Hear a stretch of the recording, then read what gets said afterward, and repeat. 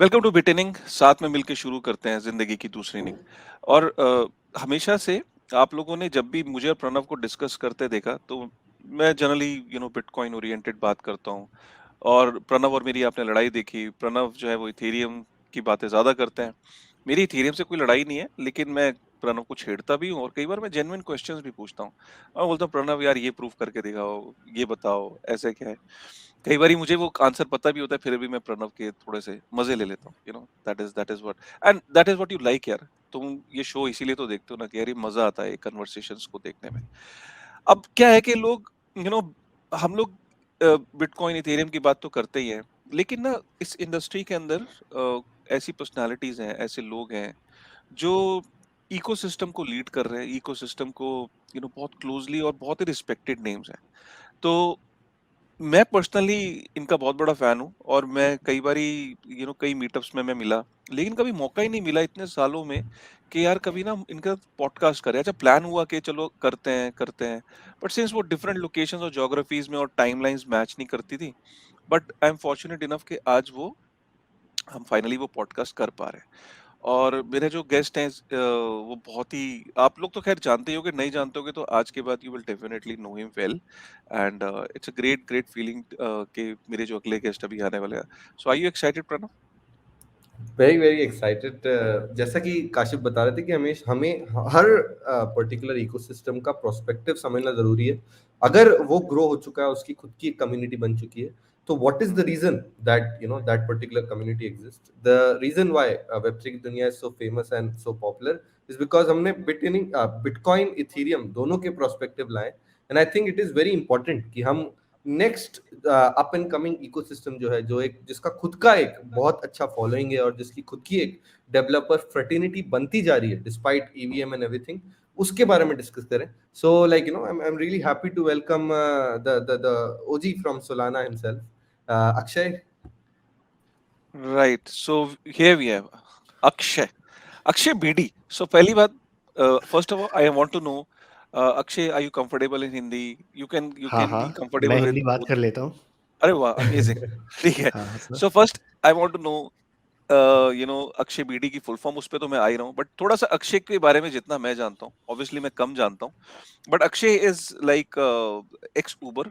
And Uber की, ये समझ लीजिए कि जो अर्ली टीम्स थी इंडिया के अंदर स्पेशली, तो अक्षय जो है वो उबर की अर्ली टीम्स में से एक थे, जब उबर को लिटरली वो एक स्ट्रगलिंग फेज था, जब यहाँ पे काफी सारे लोग एप्रीहेंशन से देख रहे थे इंडिया के अंदर कि यार ये क्या है, ये कोई स्कैम तो नहीं है, ये इस तरह से कैसे चलेगा, यू नो।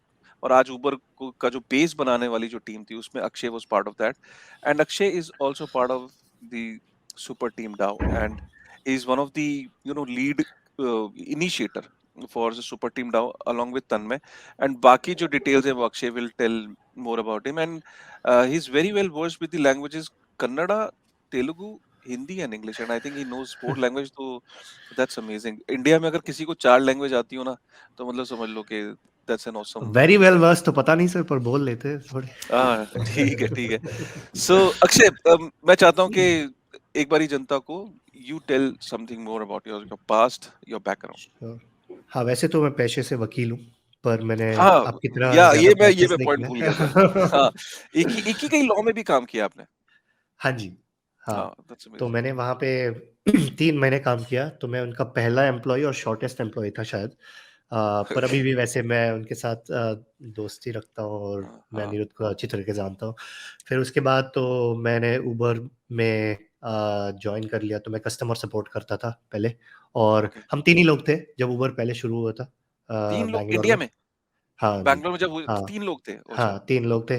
तो एक हम्म। एक एक बंदा पूरा ड्राइवर ऑपरेशन सँभालता था, जो ड्राइवर्स हाँ को पे एयरपोर्ट पे जाना, उनको ऑनबोर्ड करना या ऑफ़िस हाँ के ऑन ना, उनके लिए सपोर्ट, वो कुछ उनको चाहिए था तो सपोर्ट करना फ़ोन पे। तो कॉल सेंटर भी चलाते थे, क्योंकि वो उस टाइम ड्राइवर्स तो ईमेल तो यूज़ नहीं करते थे इंडिया में उस टाइम पे। हाँ तो हाँ हम वैसे तो बेसिकली हमारा ऑफ़िस कॉल सेंटर था ड्राइवर्स के लिए। दूसरा बंदा तो जनरल मैनेजर था पूरे रीजन, पूरे मतलब मार्केट के लिए। हाँ। और तीसरा बंदा मैं था, जो customer support, new rider onboarding, bars में जाके प्रोमोस बांटना कि अगर हम्म। तुम वापस जा रहे हो घर तो डोंट ड्रिंक एंड ड्राइव, ये first ride is on us, ले लो आप। तो ये करता था। तो फिर उबर तो वैसे पेमेंट सिस्टम आने के बाद उबर एक्स के बाद थोड़ा बड़ा हो गया। तो फिर गवर्नमेंट के साथ काम करना, तो इंडिया में अगर आप कोई भी बिजनेस चला रहे हो उस स्केल पे, तो गवर्नमेंट के साथ काम करना तो मतलब बनता ही है। फिर जब बड़ा ऑब्वियसली। हुआ तो ये सारे रेगुलेटरी इश्यूज आए कि क्या आप all India tourist taxi permit की गाड़ियों को लेके इंट्रा सिटी ट्रांसपोर्टेशन कर सकते हो। तो इन क्वेश्चंस को सेटल करने के लिए क्या उबर और ओला जैसी कंपनियां टैक्सी कंपनियां हैं या वो टेक्नोलॉजी कंपनियां हैं। हाँ तो ये सारे क्वेश्चंस जो रेगुलेटरी साइड पे आए तो किसी को करना था। हम बीसी हाँ लोग थे तब, और तो हाँ मैंने मतलब लॉ की पढ़ाई की थी, तो मेरे को रूम में देखा और बोला भाई तुम्हें कुछ आता होगा देखना। तो वैसे वेरी पॉलिसी टीम इंटरेस्टिंग। हमने स्टार्ट कर दी। हाँ फिर वो पॉलिसी टीम किया, उबर में पॉलिसी किया था मैंने, और हमने हमारी टीम थी 7 लोगों की, जो हाँ हम सारे स्टेट्स को कवर करते थे और सेंट्रल गवर्नमेंट की कवर करते थे। तो 2016 में हमने एक मीटिंग किया था प्रधानमंत्री जी के साथ। तो उसके बाद जब वो एक्सेलरेट हो गया रेगुलेटरी प्रोसेस, कि जब वो स्टार्टअप इंडिया उन्होंने लॉन्च किया, तो उसके साइडलाइंस पे हमने मीटिंग किया और बताया कि ये इंडस्ट्री के माध्यम से बहुत लोगों को हाँ रोजगार मिल सकता है, ड्राइवर्स को वाह स्पेशली, और लोगों को। अब आप तो यूज करते हो उबर, तो हाँ पता है हाँ आपको बेनिफिट्स राइडर्स और ड्राइवर्स। हाँ तो उसके बाद वो रेगुलेशन थोड़ा एक्सेलरेट हो गया और फिर मोटर व्हीकल्स एक्ट में अमेंडमेंट भी आ गया कि वाह राइड शेयरिंग को रिकॉग्नाइज करते हैं। तो बस वो किया। फिर मैंने थोड़ी साल सैन फ्रांसिस्को में काम किया। उबर एलिवेट करके एक प्रोजेक्ट था जो फ्लाइंग कार्स बोलते हैं जिसको, हाँ एक्चुअली हाँ हाँ ड्रोन्स है, vertical take off and landing electric aircrafts होते हैं वो।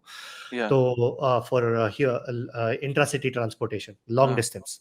तो आप सोचो दिल्ली गुड़गांव, राइट। हम्म तो वो हम मैन्युफैक्चर नहीं कर रहे थे वैसे फिलहाल, वो को बाकी मैन्युफैक्चरर्स के साथ काम कर रहे थे ताकि हम रेगुलेटरी क्लैरिटी ला सके। तो हम्म मैंने गवर्नमेंट्स के साथ काम किया अराउंड द वर्ल्ड की एयर कॉरिडोर ओपन करे ताकि हम उस व्हीकल्स को पायलट टेस्ट कर सके।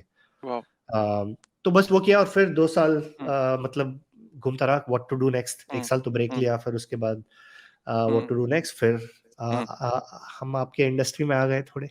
वाओ वह अक्षय कैसा लगता है मतलब कि being from a you know such a small team India के अंदर एंड आज उबर और उबर के बाद उबर से इंस्पिरेशन लेते हुए ओला एंड उसके बाद तो अब इतने सारे मॉडल्स आ चुके हैं कैसी फीलिंग आती है to see that seed that उसको बड़ा होते हुए प्लांट को और आज इतनी बड़ी इंडस्ट्री हो गई है और उस टाइम में जब पॉलिसी मेकिंग को लोग जानते भी नहीं थे कि राइड शेयरिंग क्या होता है एंड उसमें काम किया है at such a young age मतलब मैं ये भी मैं कहूंगा कि जिसकी प्रायर नॉलेज नहीं थी कि ये कैसे होना है and liaising with the government कैसी फीलिंग आती है आज to see that ecosystem growing obviously बहुत सररियल फीलिंग है ये तो। क्या मैंने तो प्रेडिक्ट नहीं किया था। मैंने जब ज्वाइन किया था मुझे लगा कि ये काफी इंटरेस्टिंग आइडिया है, आप एक फोन पे बटन दबाओगे तो गाड़ी आती है रियल लाइफ में। हाँ ऑब्वियसली तो मतलब ये तो मैजिक है तो बटन दबने से कुछ होता है तो हाँ मैंने बस उस इंटरेस्ट में उबर को ज्वाइन किया था कि अगर ये कुछ हो सकता है तो काफी इंटरेस्टिंग हो इस जर्नी के।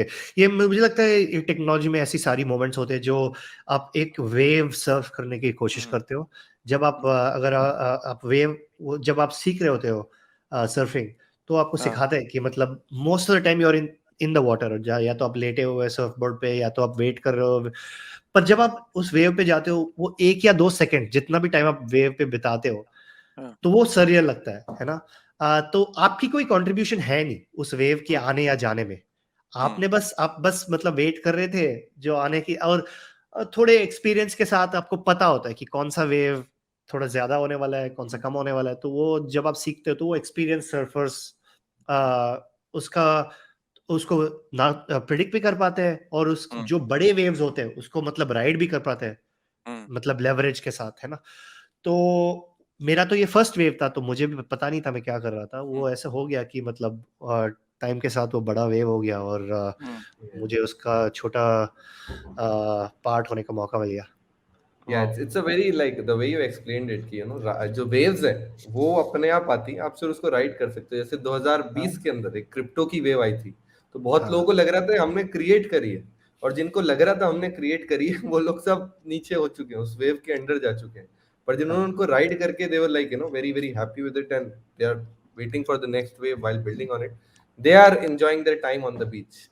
सो मेरा क्वेश्चन आपसे ये है, when you were exploring and went out for crypto या फिर वेब3 इंडस्ट्री में आने का आपको जब मौका मिला, so was Solana ecosystem your that was the first ecosystem जिसमें आपने step in करने की कोशिश की, and why did you at a long term Solana के साथ what were the ethos and everything that you continued with Solana ecosystem and worked with their foundation very closely?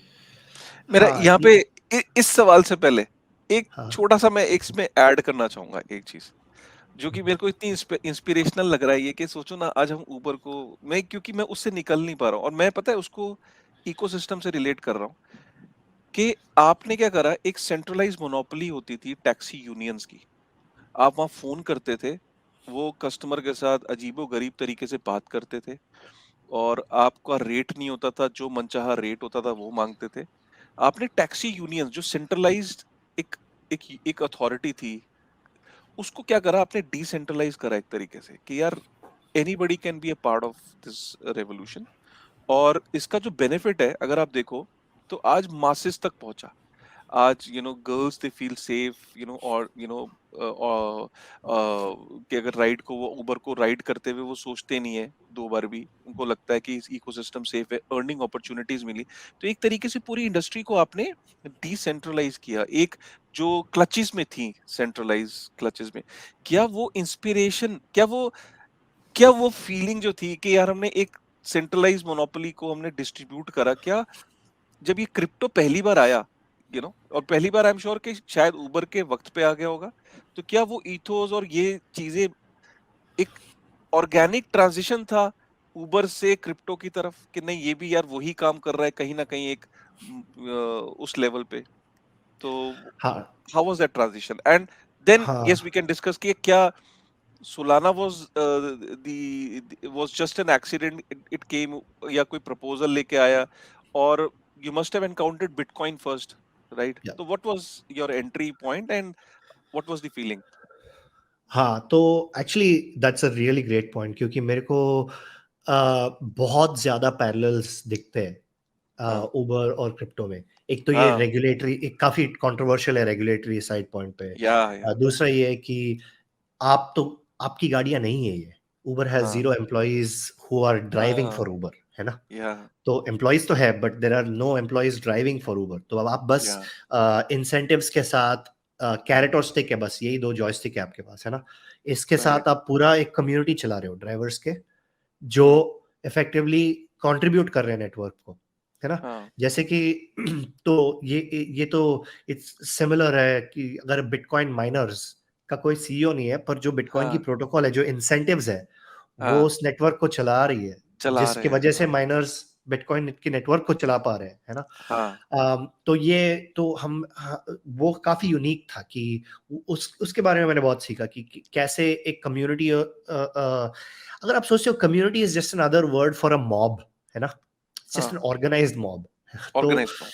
तो वो एक जो टैक्टिक्स हमने सीखा कि मतलब एक कम्युनिटी को प्रोडक्टिवली कैसे ऑर्गेनाइज किया जाए hmm driver side of the ecosystem पे यूजिंग इंसेंटिव्स, वो बहुत काम आते हैं अभी, क्योंकि आपको पता है कि ये सब अपने सॉवरेन है, वो अपने अपने अपने बॉस है ना?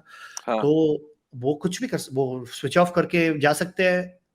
अगर हर उबर ड्राइवर ने स्विच ऑफ करके चले गए हाँ बैंगलोर में, तो कोई हाँ लीगल रिकॉर्ड्स तो है नहीं। अब हाँ बैंगलोर हाँ में हाँ उबर बंद हो सकता है ऐसे, है ना? तो सिर्फ हाँ आपके पास जो है वो इंसेंटिव्स है, कॉन्ट्रैक्ट नहीं है इंसेंटिव कोई, है, है ना? तो वो तो हर क्रिप्टो नेटवर्क यही तो है। अगर माइनर्स आप चाहे तो सब बंद करके चले जा सब सकते हैं, बंद करके, हाँ, पर वो नहीं चले कर जाए, रहे।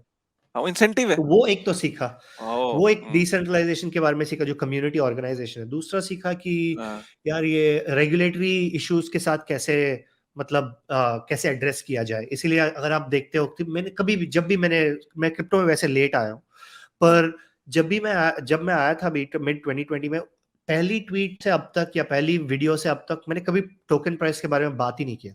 मैंने राइट मेंशन भी नहीं किया टोकन्स के बारे में, प्राइसेस के बारे में, ट्रेडिंग के बारे में, क्योंकि वो एक बोरोड मुझे बोरोड कॉन्टेक्स्ट था उबर से कि जो इम्पोर्टेंट चीज़ है उस पर फोकस करें और बाकी सब पे, स्पेशली अगर जब आपका ऑडियंस साइज बढ़ता है तो कोई अपसाइड है ही नहीं, ये मार्क की रेगुलेटरी इश्यूज के बारे में बात करना है ना, वो रेस्पॉन्सिबल हो जाता है। फिर वो दूसरा तो मैं कहूँगा वो दूसरा लर्निंग था कि कैसे डील करें, और तीसरा ये था कि ये शायद सोलाना के थोड़ा स्पेसिफिक हो है, पर क्रिप्टो में भी अभी बेयर मार्केट में इट्स अ वेरी अनपॉपुलर बेट। तो ये तो था कि जो कोर्ट ऑफ पब्लिक ओपिनियन में होता है उसको मोरलेस इग्नोर करना सीख लिया था कि हाँ, तो वो 3 सिमिलैरिटीज है, जो एक तो how to manage drivers, how to manage community, दूसरा वो drivers how to manage regulatory risk, and 3 how to manage PR risk, I guess, कि ये अनपॉपुलर है या ये मतलब ये इंडस्ट्री में प्रॉमिस नहीं है, या सोलाना के अगेंस्ट भी कितना फंड है। तो वो तो यू बिकम, पहले तो बहुत इफेक्ट करता था जब उबर के साथ होता था, तो लगता था कि अब कुछ, but then over time you sort of become used to it, और ये बस सिक्लिकल होते हैं। Right, and on the other question, what was the reason कि आपने Solana ecosystem में dive in करने की कोशिश, you started with it? Was it कि you started exploring Bitcoin, went to Ethereum, and then Solana you found ground या home, and what was that? Yeah. हाँ, I would say कि पहले तो जब क्रिप्टो मैं बिटकॉइन के माध्यम से आया था कि क्योंकि एक्चुअली वो मैं ये मैक्रो पॉडकास्ट ज़्यादा फॉलो करने लग गया था 2019 में। Yeah. तो एक छोटी सी फिनट्विट की एक कॉर्नर थी जिसमें लोगों को पता चल गया था कि बॉन्ड मार्केट, जो short end of the bond market है, वो टूट गया था 2019 सितंबर में। तो फेड ने आके वो मतलब बॉन्ड्स खरीदना शुरू किया था, और उन्होंने कहा था कि ये क्यूई नहीं है, क्योंकि क्यूई तब होता है जब आप, ये क्वांटिटेटिव ईजिंग नहीं है, क्योंकि क्वांटिटेटिव ईजिंग तब होता है जब आप long end of the bond curve को मतलब आर्टिफिशियली सपोर्ट करते हो, ये short end of the bond है। तो तब अगर आप गूगल करेंगे तो तब का एक फेमस मतलब इसको नाम दिया गया था कि नॉट क्यूई क्यूई, क्योंकि जेरोम पावल ने तब बोला था ये दिस इज नॉट क्यूई। तो सब बोले थे ये तो क्यूई है भाई, अगर तुम बॉन्ड मार्केट को सपोर्ट करते हो, शॉर्ट एंड हो या बॉन्ड लॉन्ग एंड हो, ये तो आर्टिफिशियल सपोर्ट है। तो तब मैंने मनी प्रिंटिंग वगैरह के बारे में सीखना शुरू किया था 2019 में, क्योंकि मेरे पास टाइम था। वैसे मैंने अपना जॉब क्विट किया था, तो मैं ये इस सारे कॉर्नर्स में ज्यादा टाइम स्पेंड करता था ये फिनट्विट में। तब तो उसके माध्यम से मैंने बिटकॉइन को डिस्कवर किया और इसका अनफॉर्जेबल डिजिटल स्कैरसिटी को डिस्कवर किया, और तो वहां से मेरी क्रिप्टो की जर्नी शुरू हुई थी। मेरे पता भी नहीं था कि मतलब इथेरियम और सोलाना में मतलब ये क्या होते हैं, पर जब ऑब्वियसली नेचुरली आप डिस्कवर करते हो इथेरियम को नेक्स्ट, तब आपको लगता है यार ये तो टेक्नोलॉजिकल बेट है, ये तो it's not about investing your time, investing your money, you can also invest your time in the space. वो एक अलग लेवल का अनलॉक था। तो तब मैंने जब मेरा माइंडसेट बदला कि हाउ टू इन्वेस्ट कैपिटल, तो मैं बिटकॉइन थोड़ा सा खरीद रहा था एज अ पोर्टफोलियो थिंग कि अब इसमें इन्वेस्ट कर सकता हूँ। तो मैं इस सारे कंटेंट के माध्यम से मेरे को लगा था कि there is a reasonable case that a digitally scarce incorruptible ledger is valuable, और तो मैं वो खरीदने की कोशिश कर रहा था थोड़ा सा। पर जब मैं इसमें आया था तब इथेरियम के बारे में जब मैंने सीखा और बाकी ब्लॉकचेन्स के बारे में जब मैंने सीखा, तब मेरे को लगा कि यार यहाँ पे तो आप सिर्फ कैपिटल नहीं, टाइम भी इन्वेस्ट कर सकते हो। और मेरी तरह और लोग होंगे, पर टू माय सरप्राइज बहुत कम लोग थे जो टाइम स्पेंड कर रहे थे वर्सेस कैपिटल। जो अपने टाइम स्पेंड कर रहे थे वो एटलीस्ट ट्विटर पे उनका डिस्ट्रीब्यूशन नहीं था, तो उनको जाके ढूंढना पड़ा। तो जब ऐसे ढूंढ के मैंने सारे प्रोडक्ट्स यूज करना, मैं इंजीनियर नहीं हूँ पेशे से, तो मेरे को थोड़ा टाइम लगता है to I start by leading with the product क्या है, फिर उसके बारे में देन इंजीनियरिंग, एंड देन अब क्रिप्टो में एक नया डायमेंशन है आइडियोलॉजी, है ना। So it's a 3-dimensional bet. Now in tech it's 2-dimensional, है ना। The web 2 is 2-dimensional, web 3 is 3-dimensional. 3-dimensional, yeah. तो जब मैंने यूज किया था सॉलिड वॉलेट करके था, तो मैंने मेटामास्क यूज किया था, मैंने पॉलीगॉन यूज किया था उस टाइम पे, और मैंने एक ब्लॉग पोस्ट लिखा था, शायद आपके व्यूअर्स को आप लिंक कर सकते हो, तो कि principle pragmatism is better than ideological maximalism. इसका पॉइंट ये था कि technology product building is often about pragmatism which is not sexy, it's not it's not captivating. तो लगा मुझे कि यार प्रोडक्ट्स इम्परफेक्ट होते हैं। जब जब उबर का पहले ड्राइवर ऐप लॉन्च हुआ था, तो वो 3 या 4 हफ्ते बाद, अगर वो 3 या 4 हफ्ते पहले लॉन्च हुआ होता तो वो चलता ही नहीं, क्योंकि वो बैटरी लाइफ जो आईफोन 4 का था वो सूटेबल नहीं था 8 आवर्स लोकेशन सेंसिटिव ग्राफ दिखाने के लिए। ओके तो वो एक iOS अपडेट के बाद वो फीसिबल हुआ, और वो उसका गैप शायद 4 या 5 वीक्स का था। ओके तो ये तो मुझे लगा यार वेरी ये तो इंटरेस्टिंग इट टेक्स टाइम यार, दिस हैपेंड। या तो सो जब basically wallet you actually tested so many Ethereum apps, and first of all you started doing capital investment based on जो वो quantitative easing हो रहा था, उसके बाद you did that, and then you got into another world of technology where you tested Ethereum के बहुत सारे applications, and उसमें आपको 2 hidden gem पता चले जो who were taking the Ethereum world forward, or the smart contract, or what we can say as programmable blockchain world forward. One was Polygon, at that time known as Matic Network, and the other one was Solana, right? And उसमें you got very much interested, and definitely it's very true. शुरू में Ethereum को बहुत ज़्यादा problems face करने पड़ रहे थे फ्रॉम लाइक पीपल, मैटिक को प्रॉब्लम फेस करने पड़ रहे थे इथीरियम वर्ल्ड से। I was working at Matic at that time, and we used to see that people were like not at all interested, क्योंकि वो एक तरह से उन्होंने एक शील्ड बना ली थी इथीरियम के अराउंड कि अगर इथीरियम को चलना है तो उसको अपने इथीरियम 2.0 रोड मैप के हिसाब से चलना है, शार्डिंग होना जरूरी है, उसी में डिसेंट्रलाइजेशन होगा। जो आप लोग कर रहे हो वो बैंकिंग ऑन टोकन्स है, and maybe Indians cannot make it happen. There are other people that can, but out of everybody, because of the ICO bubble and everything, Indians might not be able to. So definitely that was the case. And after getting let's say red pilled on Solana and Matic, what was the journey towards Super Team DAO?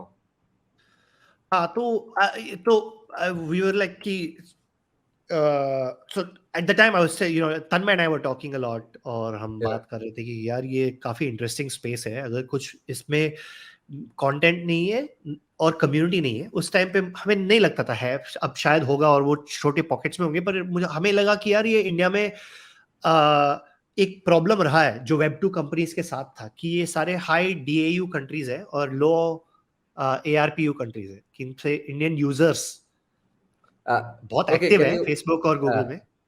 और तो daily active user, DAU होता है daily active users की। तो India में बहुत सारा daily, क्योंकि हमारी पॉपुलेशन तो इतनी बड़ी है, तो जब कोई टेक कंपनी अपनी प्रोडक्ट लॉन्च करती है इंडिया में, तो उनकी डेली एक्टिव यूसेज तो बढ़ जाती है, पर एवरेज रेवेन्यू पर यूजर जो कितना पैसा कमा रहे हैं इंडियन यूजर से, वो तो कम है। तो तब जब हमें लगा था यार कि ये actually the crypto story is not about Indian users या users, it is actually about producers. Okay, तो ये तो हमारे बेस्ट इंजीनियर्स है, जो हमारे बेस्ट प्रोड्यूसर्स है, वो तो विदेश जाके मतलब सारी टेक कंपनियां चला रहे हैं, या तो सत्या नडेला या सुंदर पिचाई या अडोबी के CEO है, या कोई हमारे कल्चर है, हम CEOs प्रोड्यूस कर रहे हैं सिलिकॉन वैली के लिए, और इंजीनियरिंग टीम्स भी। तो तो हमें लगा यार ये we should focus not on ये कोई 1 बिलियन यूजर्स, शायद मिसनोमर है, we should focus on 1 million producers. तो हमने सोचा यार ये स्पेकुलेशन पे, तो ये अगर ये इंडस्ट्री सक्सेसफुल हुआ, हमें लगा कि ये इसीलिए होगा क्योंकि लोग इस पे अपना टाइम और टैलेंट स्पेंड कर रहे हैं और उससे कुछ बना रहे हैं वर्सेस अपना कैपिटल। तो इसीलिए हमने तब सुपर टीम की शुरुआत ऐसी ही हुई कि ये this is about producers not users. तो हमें वैसे ये अभी थोड़ा मैं रेट्रोस्पेक्टिवली स्टोरी टेलिंग कर रहा हूँ शायद, पर हमने जब शुरू किया था, I think the earnest version इसका है कि हमने पॉडकास्ट शुरू किया कि जो हमें इंटरेस्टिंग लगे, जो जहां हम टाइम स्पेंड कर रहे हैं उसके बारे में बात करते हैं। Okay. फिर ऐसे शायद लोग होंगे जो जिसको ये इंटरेस्टिंग लगे। फिर ऐसा हुआ कि बुल मार्केट भी था, तो लोग अपनी इंजीनियरिंग टैलेंट्स कैसे अप्लाई कर सकते हैं ये भी मतलब सीखने की कोशिश कर रहे थे, तो एक कम्युनिटी फॉर्म हो गया पॉडकास्ट के अराउंड। तो फिर तो एक it was matter of time कि हम एक यूट्यूब कमेंट सेक्शन से डिस्कॉर्ड में उस कम्युनिटी को मूव करें और उसको थोड़ा और नर्चर करें, तो ताकि ये हमारे बारे में कम हो और कम्युनिटी के बारे में ज्यादा हो। तो अगर आप अब तो देखेंगे तो मतलब ये आप देखेंगे ट्विटर में ऐसे कई लोग हैं जो इंजीनियर्स हैं, डिजाइनर्स हैं, मार्केटर्स हैं, जो टॉप, मुझे लगता है कि जो सुपर टीम की कम्युनिटी है वो टॉप 1% ऑफ प्रोड्यूसर्स है। तो अगर आप अपना हाथ कीबोर्ड पे लगा के उस तरफ से डॉलर्स निकलते हैं या बिटकॉइन निकलता है, तो आप प्रोडक्टिव इंसान हो जो सुपर टीम्स शायद ज्वाइन कर सकते हैं। तो तो आप देखेंगे अगर ट्विटर पे बहुत लोगों के बायोज है जो है मेंबर एट सुपर टीम, तो वो बेसिकली एक स्टैम्प है कि ये टॉप 1% ऑफ टैलेंट है वेब3 में, particularly with in the Solana ecosystem, क्योंकि हम फोकस पे बिलीव करते हैं। तो हमने कहा यार एक let's do one thing and do it really well, है ना। तो क्योंकि मुझे लगता है ये at the end of the day ये जो ब्लॉकचेन्स है ये ना सिर्फ एक टेक्निकल प्लेटफॉर्म्स है, ये सोशल नेटवर्क्स भी है। तो आप अगर आपको इफेक्टिव होना है तो आपको मोट बनाना है बोथ टेक्निकल नॉलेज और प्लेटफॉर्म और कम्युनिटी में और सोशल नेटवर्क में भी। तभी तो, और जब आप तो इसीलिए हमने सोचा यार ये हमें समझ में आता है। ये मैंने बहुत काशिफ सर पूछ रहे थे ना पहले कि क्या पैरेलल्स है, तो मेरे को लगा यार ये द कम्युनिटी जो है और ये टेक्निकल बेट, तो सोलाना बहुत ही ज्यादा टेक्निकली एडवांस्ड है, पर उसका जो पब्लिक परसेप्शन है वो उस पे उसके उससे काफी डिसअलाइंड है। क्यों? क्योंकि सोलाना का जो अडॉप्शन या राइज हुआ था वो बुल मार्केट में हुआ था, और उसके सारे स्पोक्स पर्सन्स जो थे वो फाइनेंशियल स्पेक्यूलेटर्स थे। वो एनाटोली याकोवेंको नहीं थे जिन्होंने पहले सोलाना लैब्स को स्टार्ट किया और काफी टेक्निकल माइंडेड है वो, या वो डेवलपर्स नहीं थे। उसके स्पोक्स पर्सन फाइनेंशियल स्पेक्यूलेटर्स थे। That was an accident of history, because तो बुल मार्केट है, और जब बुल मार्केट में जो भी प्राइस के बारे में बात करते हैं उससे ज्यादा डिस्ट्रीब्यूशन मिलता है। दूसरी बात यह है कि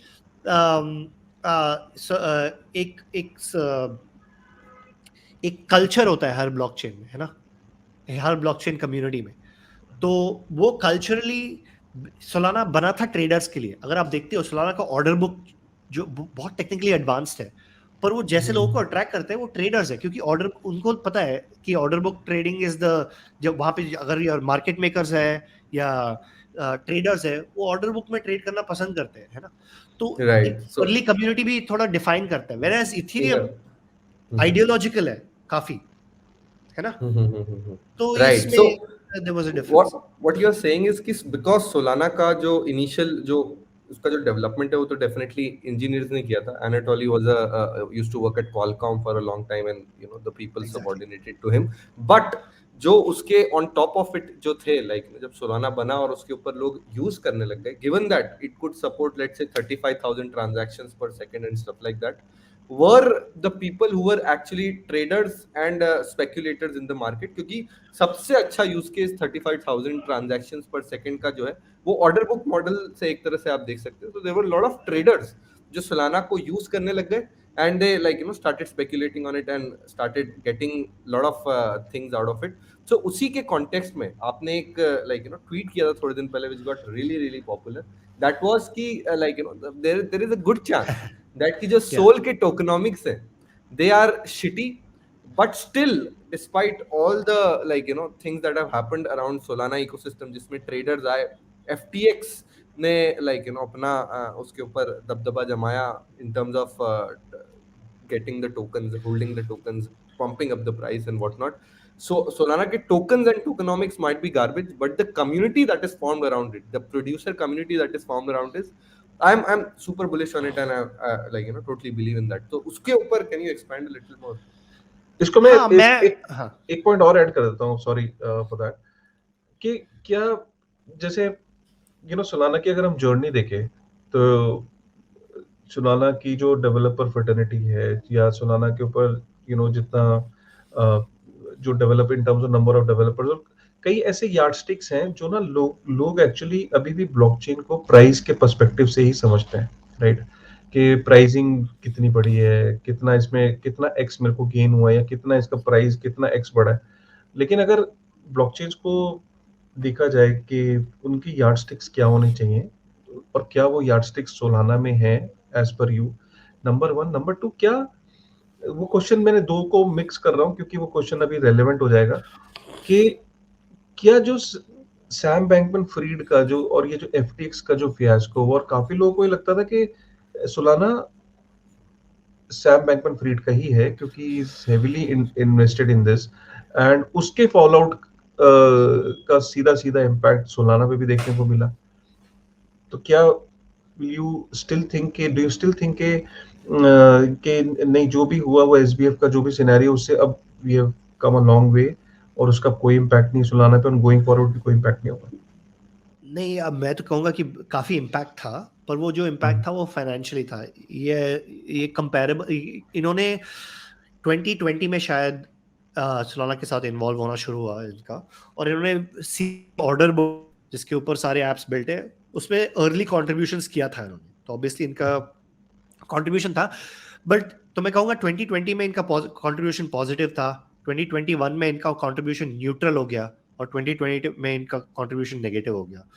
पर इन्होंने ऑलरेडी डिसएंगेज कर लिया था कि सोलाना की, क्योंकि उनका एफटीएक्स का एक्सचेंज बिजनेस बढ़ रहा था और ये इफेक्टिवली पैसिव वेल होल्डर्स थे, है ना, ऐसे, और इन्वेस्टर्स थे, आप ऐसे सोच सकते हो उनके बारे में। तो बट तो इनका टेक्निकल कंट्रीब्यूशन के पर्सपेक्टिव से देखा जाए तो इनका कंट्रीब्यूशन वैसे नेग्लिजिबल था, बट पीआर कंट्रीब्यूशन से देखो तो इनका इनएलिएनेबली अटैच था इनका, है ना। और यही मैं बात बोल रहा था कि जो फाइनेंशियल स्पेकुलेटर्स और इन्वेस्टर्स थे, इनका वॉइस जो है इनके कंट्रीब्यूशन के कंपैरिजन में आउटसाइज्ड हो गया बुल मार्केट में, है ना। राइट। और क्योंकि द इजीएस्ट वे कि आप बुल मार्केट में डिस्ट्रीब्यूशन कैसे कर सकते हैं, आप एक कोई चार्ट पोस्ट कर दो, या आप कैश टैग पोस्ट कर दो, या आप किसी टोकन के बारे में बात कर दो।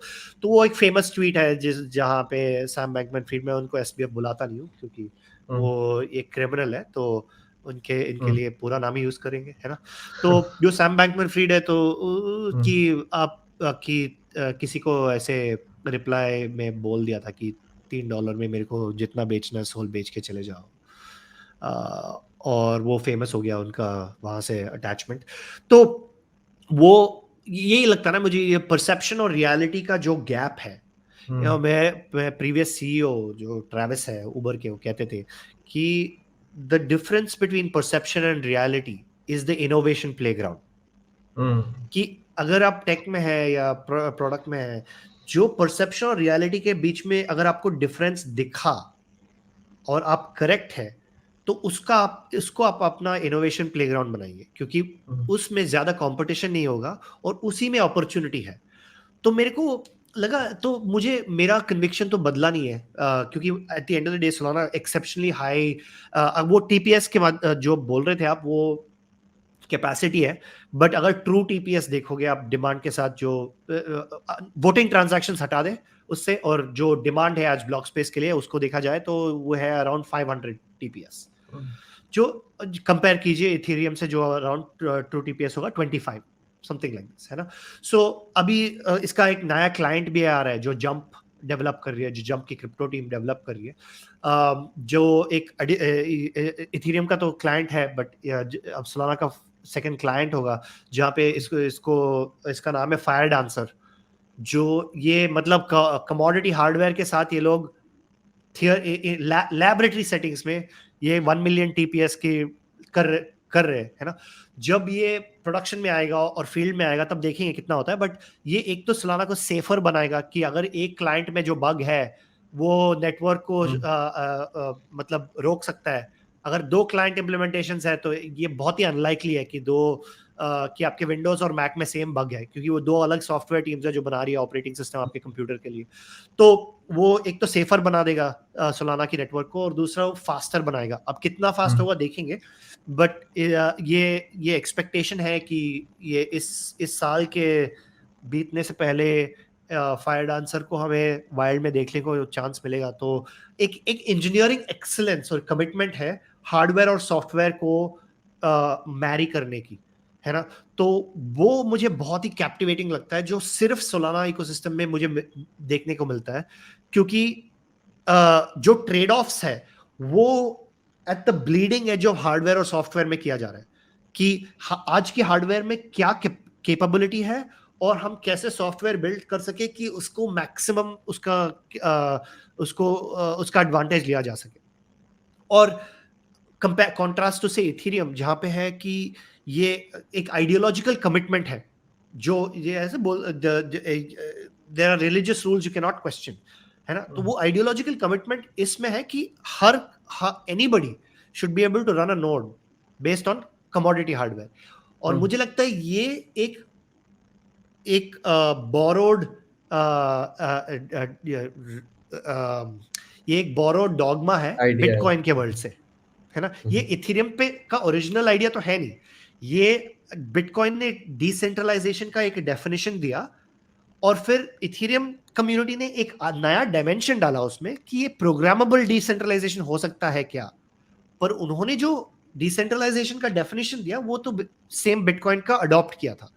मुझे लगता है कि सोलाना में अगर आप अब काफी स्कूल्स ऑफ थॉट है कि कैसे डिसेंट्रलाइजेशन को मेजर कर सके, पर अगर आप देखेंगे नाकामोटो कोएफिशिएंट, राइट, सोलाना का एक्चुअली जो है कि how many nodes need to collude to get over 50% of the network, है ना। तो एक्चुअली सोलाना का नाकामोटो कोएफिशिएंट हायर है इथेरियम से, क्योंकि वो बहुत सारे नोड्स को कोल्यूड करने होते हैं उसको नेटवर्क को टेक ओवर करने के लिए।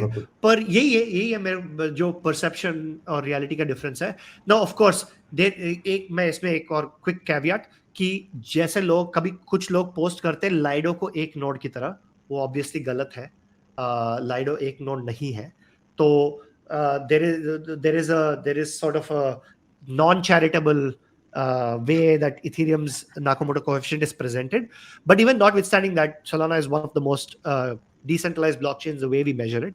और मुझे लगता है कि जब डिसेंट्रलाइजेशन, बहुत ज्यादा क्रिप्टो ट्विटर में डिसेंट्रलाइजेशन पे कंटेंट है, पर प्रोडक्ट पे मुझे लगता है फोकस कम है एज अ रिजल्ट। और मुझे लगता है कि सोलाना में इक्वल प्रोडक्ट फोकस है। अगर आप देखें ड्रिप हाउस हैज ग्रोन, पहले 100,000 यूजर्स ड्रिप हाउस को लगे 142 डेज, और सेकेंड 100,000 यूजर्स उसको लगे 42 डेज। ठीक है, ऐसे एक्सपोनेंशियल ग्रोथ जो है मेरे को तो देखने को नहीं मिला है इन क्रिप्टो। तो ड्रिप हाउस ये एक वेब, मैं इसलिए उसके बारे में बात कर रहा हूँ क्योंकि वो फ्री है यूज करने के लिए, तो इसलिए मुझे हेजिटेशन कम है। जहाँ आप साइन अप कर सकते हो और हर हफ्ता आपको एक NFT मिलता है, एक कलेक्टेबल NFT मिलता है फ्री। तो ये ऑनबोर्डिंग टूल हो गया वैसे इकोसिस्टम के लिए।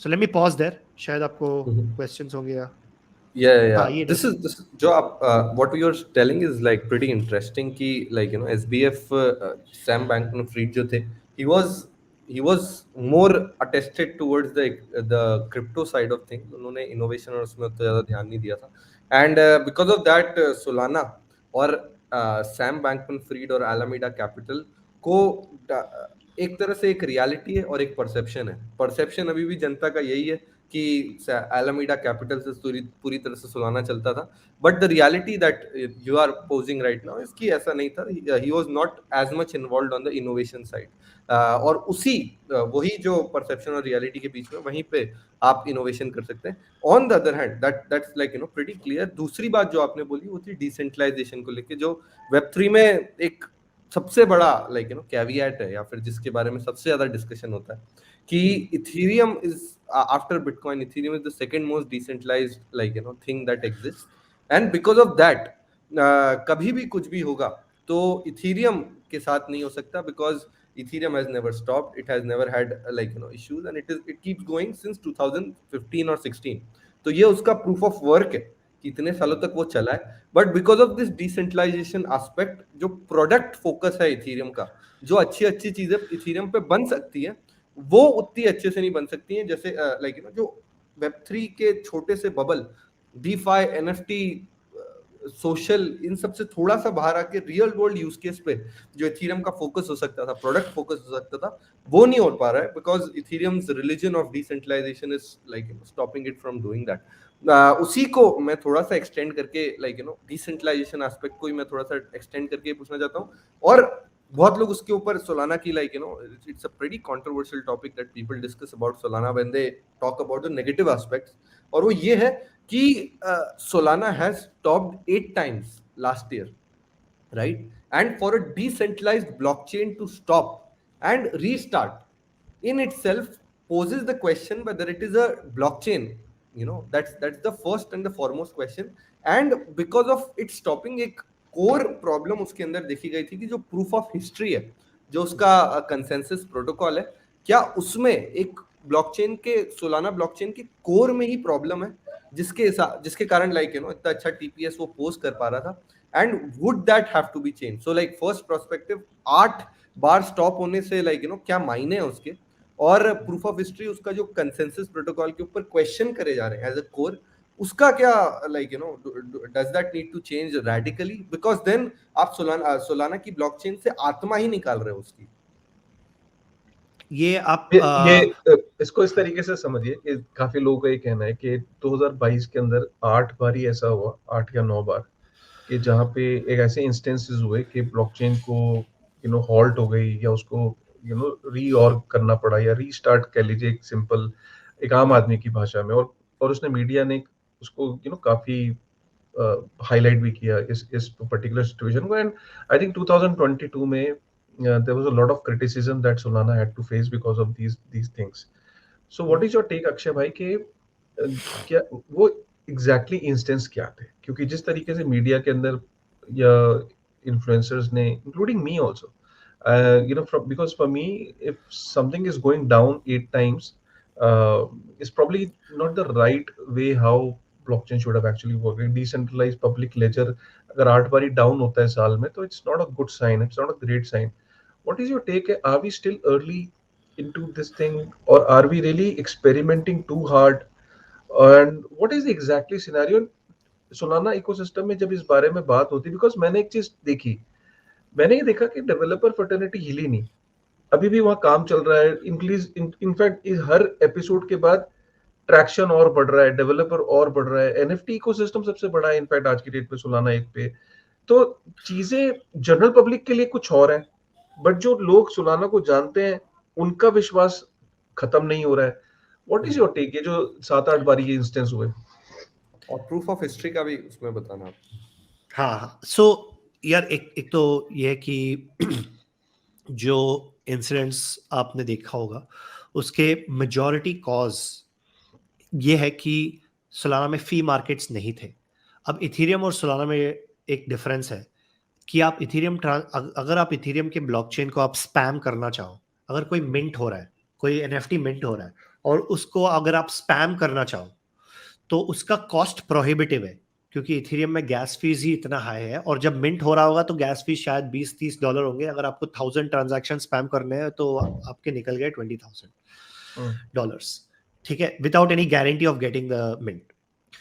अगर आप ये लो फी ब्लॉक चेन में, ये एक तो अपसाइड है कि अगर आप कुछ for fraction of a sent you can make a transaction, but उसका ये है कि सिबिल रेजिस्टेंस तो आपका अब बाकी सिस्टम्स रोबस्ट होने चाहिए, क्योंकि इसका मतलब है कि आप स्पैम भी कर सकते हैं अगर एक बॉट है तो। जब अब तो एक सबसे बड़ा प्रॉब्लम ये था कि वो फी मार्केट्स नहीं थे सोलाना, जो इथेरियम में है फी मार्केट्स, है ना इथेरियम में। पर अगर आप एक एनालॉजी से मैं एक्सप्लेन कर सकता हूँ, अगर आप उबर में, एक्चुअली हमने अर्ली डेज में, अगर आपने बैंगलोर में एक कार लिया होता और बैंगलोर में इंदिरा नगर में बहुत डिमांड है और आप कार ले रहे हैं मलेश्वरम से जो इंदिरा नगर से काफी दूर है, ये हमारा सर्च प्राइसिंग एल्गोरिथम जैसे जो काम कर रहा था वो पूरे शहर को 1.5x 1.8x इंक्रीज कर रहा था। वो डिफरेंशिएट नहीं कर रहा था कि इंदिरा नगर में ज्यादा तो हमें इंदिरा नगर में सर्च करना चाहिए।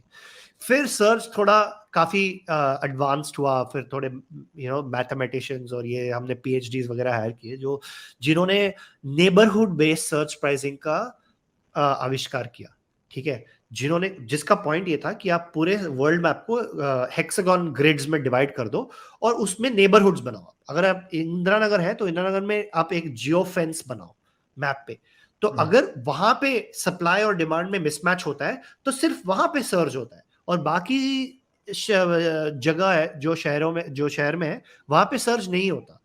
तो ये मैं कहूंगा डिफरेंस है इथेरियम और सोलाना की फी मार्केट्स में। इथेरियम में ग्लोबल फी मार्केट्स है, तो अगर आपका कोई मिंट है या कोई मीम कॉइन है या जो भी है जो नेटवर्क को क्लॉग करने लगता है, तो सबकी ट्रांजैक्शन, अगर मैं आपको ETH भेजने की कोशिश करूं तब उसका भी ट्रांजैक्शन फीस हाई हो जाता है। Whereas अब सोलाना में फी मार्केट्स है, और मुझे लगता है ये ओवर टाइम बाकी ब्लॉकचेन्स भी अडॉप्ट करेंगी क्योंकि ये लोकल फी मार्केट्स है। इसमें क्या है कि अगर एक कोई मिंट है, NFT मिंट है या जो भी कॉन्ट्रैक्ट है जो बहुत ही high rate of transactions receive कर रहा है, सिर्फ उस अकाउंट में, जो अकाउंट बेस्ड मॉडल है सोलाना में, सिर्फ उस वाले हॉटस्पॉट में हम आइसोलेट करके उसका फी मार्केट बना सकते हैं। तो वहां पे प्रोहिबिटिव कर दिया है कि spam, the cost of spamming is higher than the potential reward for spamming, therefore you're reducing, यही है ना फी मार्केट। तो वहां पे सर्च प्राइसिंग आप चला सकते हो। तो इसका अगर आप एग्जांपल देखेंगे, रिसेंटली मैड लैड्स का मिंट हुआ था, ठीक है, जहां पे जिस पे network was humming perfectly at 4000 5000 TPS, है ना, तो वहां पे कुछ प्रॉब्लम नहीं हो। क्यों? क्योंकि जो बॉट्स मैड लैड्स की मिंट को अटैक स्पैम करने की कोशिश कर रहे थे, उसको इन्होंने हनी पॉट बना दिया और वहां से निकला $250,000 वर्थ ऑफ सोल, जो इन्होंने रिटर्न कर दिया वैसे, ठीक है। पर पॉइंट ये है कि ये आइसोलेट कर पाए एक हॉटस्पॉट को और उसको रिप्राइस कर दिया। तो मुझे लगता है एक फंडामेंटल आर्किटेक्चरल इंप्रूवमेंट आया है सोलाना में, जो अगर ये ना होता तो मैं बहुत बेरिश होता सोलाना के इकोसिस्टम में, क्योंकि fee markets are essential. The whole point of blockchains is that you want to store the most valuable data on chain. The most valuable data will crowd out less valuable data. यही है ना blockchain का point. तो आप ये तो बहुत idealistic view हो गया कि always it will be the cheapest to make any transaction. I think the promise with Solana is not that it's the cheapest blockchain. It is that for the type of transaction you want to make, it will always be the cheapest price. So even if you are trying to hit the bot, you're trying to hit a very hot mint, that is the cheapest possible price for that specific class of transactions, right? So I think that is the big, I would say, अगर आपने Solana को use नहीं किया 2023 में और आपने 2022 2021 में use किया है, तो मैं आपको एनकरेज करूंगा कि आप जाके यूज कीजिए। ये क्रिप्टो में आइडियोलॉजी का रोल बहुत आउटसाइज्ड है, तो मैं उसमें कम एम्फसाइज करना चाहता हूँ। मैं बस बोलूंगा कि आप बैकपैक डाउनलोड करिए, वो वैसे भी मल्टी चेन वॉलेट है, तो ये मैं बोल सकता हूँ, तो ऐसे कोई एंडोर्स नहीं कर रहा, और उसको आप डाउनलोड करिए और आप टेस्ट करिए ट्रांजैक्शंस उस पे, या कोई एप्स यूज करके। ड्रिप हाउस में जाइए, वो तो फ्री है, उसमें आपको पैसे भी नहीं लगेंगे, और आप जाके साइन अप कीजिए और आप देखिए कि ट्रांजैक्शन एक्सपीरियंस क्या है आज। तो तब आपको थोड़ा सेंस मिलेगा कि ये कि कितना परसेप्शन है और कितना रियलिटी है। रियलिटी तब होता है जब आप यूज करेंगे products. Right, so what you are saying is कि लाइक इंदिरा नगर में अगर 10,000 लोगों ने उबर ऑर्डर करी है, तो शायद 1 किलोमीटर जाने के वहां पे 1000 रुपए लगे, पर बेलंदूर वालों को 1000 रुपए नहीं लगने चाहिए, उनको 100 रुपए लगने चाहिए, क्योंकि वहां पे शायद 10 लोगों ने ही ऑर्डर करी होगी Uber, right? And that is the difference that Solana has come up with. So there is a core functionality difference जो पहले नहीं हुआ करता था, जिसके कारण Solana in a way went down, of course, because it is an up and coming chain जो 2019 में जेनेसिस हुआ था। There is a lot of testing, जैसा कि काशिफ भाई बोलते हैं कि Bitcoin has existed since 2008 and has proved its work since 2008, so it can be trusted. It is, उसका trust level सबसे high है। Ethereum का is lower than that. Definitely Solana is lower than that, but that does not mean कि it won't work. There is always improvements and at a rapid space that have to be done, more than Ethereum that needs to be done. But definitely, in the journey, it will happen, and Solana might and will become stable as we go along. Yeah, and even Bitcoin had that inflation bug in the early days. Ethereum Yeah. had the DAO hack. So it's each. I think अब मेरे को I have realized that every adversarial event on a decentralized community or technology makes it stronger, not weaker, because Yeah, it yeah. is a proof point that the decentralization, that it does not have a single point of failure. So Yeah. actually I now finally understand, जब ये जो Ethereum के OGs बोलते थे कि जब तक bear market आए तब तक ये जो who's the winner, which product wins is all irrelevant discussion. Now I see why they were saying that. It's because you can, until you survive a extremely violent attack on a decentralized community or technology, there that the survival is proof of decentralization in some ways, right? Because otherwise you can theoretically debate कि क्या ये single point failure है या क्या तू ज़्यादा centralized है. जब तक एक nation state attack नहीं करेगा Bitcoin को, तब तक you don't have proof of decentralization, right? And in the way that it'll all be academic. But I think Bitcoin, the Bitcoin community is most further along in thinking through कि क्या हो, कौन से attack vectors है और उससे कैसे robust बना जाए नेटवर्क को, क्योंकि उसका सिंगल पर्पस ये है बिटकॉइन का. It's one thing for one group of people which is a system of accounting outside the purview of nation states. So it serves that one purpose well, right? It's doing one thing to one group of people. Absolutely. So Akshay, जो हमारे audience हमें सुन रही है, अगर if you have to suggest them कि यार जब भी इस इंडस्ट्री के अंदर आप इवैल्यूएट करो तो वो कौन सी यार्डस्टिक्स होनी चाहिए जिसके बेसिस पे आपको, क्योंकि अब L1s आ रही हैं और हर एक ना एक परसेप्शन बिल्ड की जाती है कि सोलाना का किलर ये है, इसका किलर ये है, इथेरियम का किलर ये है, कार्डानो इसका किलर है. अरे अगर सब एक दूसरे को मारने लग जाएंगे तो सरवाइव कौन करेगा? सो ये जो परसेप्शन बिल्डिंग है, मार्केटिंग टैक्टिक्स हैं, अगर इनको छोड़ के अगर if you have to tell the people, you know, if you have to suggest people कि कौन से वो यार्डस्टिक होने चाहिए, नॉट जस्ट कि सोलाना को तुम उसी भी यार्डस्टिक पे करो, जनरली तुम्हारा यार्डस्टिक क्या होना चाहिए किसी भी ब्लॉकचेन को इवैल्यूएट करने का?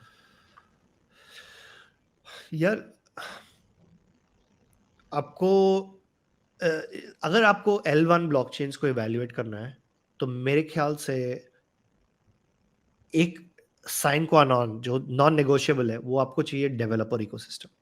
क्योंकि एसेंशियली L1 ब्लॉकचेन्स क्या है? एक ऐप स्टोर है, एक डिसेंट्रलाइज्ड ऐप स्टोर है, और आपका your app store is only as good as the apps on it. तो इट्स ये सारे ऐप स्टोर के इकोसिस्टम्स है. तो मैं कंपेयर करूंगा इससे, जब एप्पल का ऐप स्टोर आया और गूगल का प्ले स्टोर आया, तो ये ऐसे कंपेटिटिव एनवायरनमेंट्स हैं और ये ओपन है, उनके और कुछ फीचर्स है जो उनसे डिफर करते हैं, पर फंडामेंटल अप्रोच यही है ना. जब एप्पल ने ऐप स्टोर लॉन्च किया तो ये डेवलपर्स को कोट कर रहे थे कि आओ हमारे ऐप स्टोर में आप ऐप्स बनाओ. ये एंटरप्राइज ऐप्स के एप्लीकेशंस भी थे जो ये जो हम बोलते हैं बीडी करते हैं क्रिप्टो में. ये क्या है? मतलब बाकी बिग कंपनीज को बोलते हैं आओ ऐप लॉन्च करो या कोई ऑन चेन प्रोग्राम लॉन्च करो, लॉयल्टी प्रोग्राम लॉन्च करो, जो भी है ना. और फिर आप बोलते हो कि यार बॉटम्स अप डेवलपर्स भी डेवलपर एक्टिविटी भी करो. तो मुझे लगता है it's a combination of bottoms up developer education and activation, कि कोई भी लॉन्च कर सकता है, ये ओपन है, इसका पॉइंट यही है. और फिर उसको आप कॉम्प्लीमेंट करिए एक टॉप डाउन बीडी अप्रोच के साथ, कि जो इंपॉर्टेंट प्लेयर्स है जो बेनिफिट कर सकते हैं इस टेक्नोलॉजी के साथ, वो आके ये एप्स बिल्ड कर सकते हैं.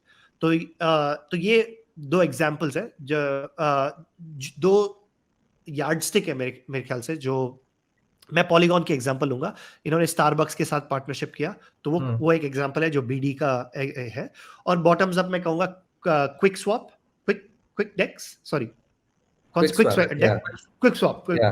जो डेक्स है. मैं सोलाना के आउटसाइड एग्जांपल्स यूज करने की कोशिश कर रहा हूं ताकि इसमें वो रहे थोड़ा, है ना, फ्रेंडलीनेस. तो ये बॉटम्स अप और टॉप्स डाउन के आउटकम्स है ना. तो एक तो ये है. राइट, कि आप जो फाउंडेशंस है, तो एक ये है। दूसरा है कि आपकी जो एक्टिव यूजर्स है ब्लॉकचेन पे, कि ब्लॉकचेन B2B2C है ना, मतलब आप डेवलपर्स लाते हो और डेवलपर्स यूजर्स लाते हैं, कंपाउंड यूजर्स को अट्रैक्ट कर रहा है इथेरियम पे, इथेरियम फाउंडेशन नहीं कर रहा। तो दूसरा ये मैं कहूंगा कि जो हेल्थ है ऐप इकोसिस्टम का, कि ये कॉपी पेस्ट प्रोजेक्ट्स नहीं है, इसके असली यूजर्स है, तो मैं कहूंगा एक्टिव वॉलेट्स एक अदर दूसरा मेट्रिक है जो मैं सजेस्ट करूंगा लोग ट्रैक करें, कि एक्चुअली यूजर्स कितने हैं जो यूज कर रहे हैं इन प्रोडक्ट्स को, है ना। तो ये मेरे ख्याल से सप्लाई और डिमांड है, तो supply of apps and demand for those apps, इनमें ये कहूंगा ये दोनों लार्जली रेलेवेंट है। और इसके अलावा जो सब कैटेगरीज में डिवाइड होता है, अगर आप डेवलपर है तो ये कि डेवलपर टूलिंग है क्या, कोई एजुकेशन है, इसमें कोई फंडिंग है, फंडिंग एनवायरनमेंट कैसा है, अगर आप डेवलपर है, अगर आपको क्या आपको वेंचर फंडिंग मिल सकता है, अगर आप पब्लिक गुड्स कर रहे हैं तो क्या आपको ग्रांट्स मिल सकते हैं। तो ये एक depending on who you are एक एडिशनल कैटेगरीज आ सकते हैं। पर मैं कहूंगा कि ये फॉर अ ब्लॉकचेन इकोसिस्टम यही दो की इंपॉर्टेंट चीजें हैं जो क्रिप्टो ट्विटर पे ज्यादा बात की नहीं जाती इसकी, पर तो आपको डिलिजेंस करना पड़ेगा, पर इसी में है अल्फा टाइम करना चाहता है। तो मेरे ख्याल से जो लोग I like to say earning is $1 trillion niche, तो I think more people will earn their first crypto than they will buy their first crypto. तो क्योंकि अगर आप देखेंगे ये जो बिटकॉइन भी जब बना था, the point was that anybody can mine Bitcoin and earn Bitcoin. It wasn't to the buy it from exchange. That was that anybody who it was a fair network. Now, of course, the mining difficulty increased and that changed the ability for anyone to mine. But the whole point of BTC was that you could earn it by contributing to the network. And I think that is the point of crypto. 30 to 50% of total crypto's market cap is left for community. Right? What that is the potential energy of capital waiting to be converted into the kinetic energy of labor.